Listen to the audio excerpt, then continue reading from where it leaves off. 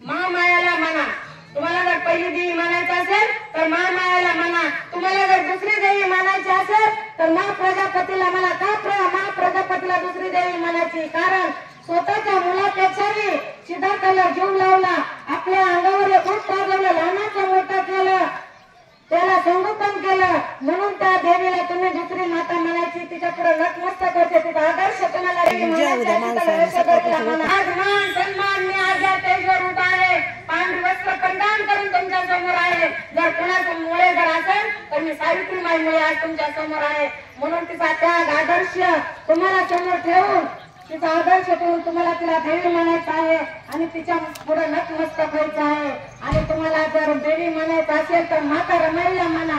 माता रमाईचा त्याग फक्त आपण जाणून घेतो, पण उमजून कधी घेतलाच नाही। फक्त जाणून घेतो, कधी उमजून घेतलाच नाही। कारण आपले 4 लेकरं तिने गमावले आणि आपला नवरा परदेशी असताना शेण गवऱ्या करून, प्रपंच चालवून आणि गरिबीचे हाल बघून 2 रुपये जमा करून शिक्षणासाठी आपल्या नवऱ्याला पैसा पुरवला। म्हणून तुम्हाला जर देवी मानायचं असेल तर माता रमाईला माना, आणि तुम्हाला जर देवी मानायचं असेल तर माता भीमाईला माना। का माता भीमाईला माना? कारण 13 पुत्र असताना सुद्धा 14वा रत्न जन्माला आलं।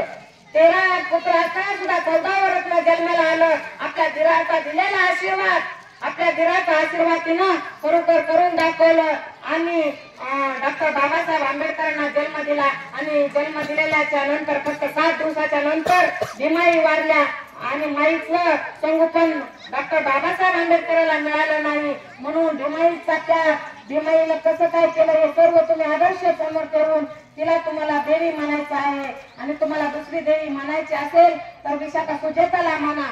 सुजाताला काय देवी म्हणायचं आहे? तिनं जर लेकरासाठी नवस बोलला नसता, तिनं जर लेकरासाठी नवस बोलला नसता तर तथागत गौतम बुद्धाला खीर खायला भेटली नसती। आणि तथागत गौतम बुद्धाला जो गृह त्याग करून मानवासाठी दुःख काय आहे, सुख काय आहे हे कधी त्यांना प्राप्त झालं नसतं। म्हणून सुजाताची खीर इतिहासामध्ये अमर आहे।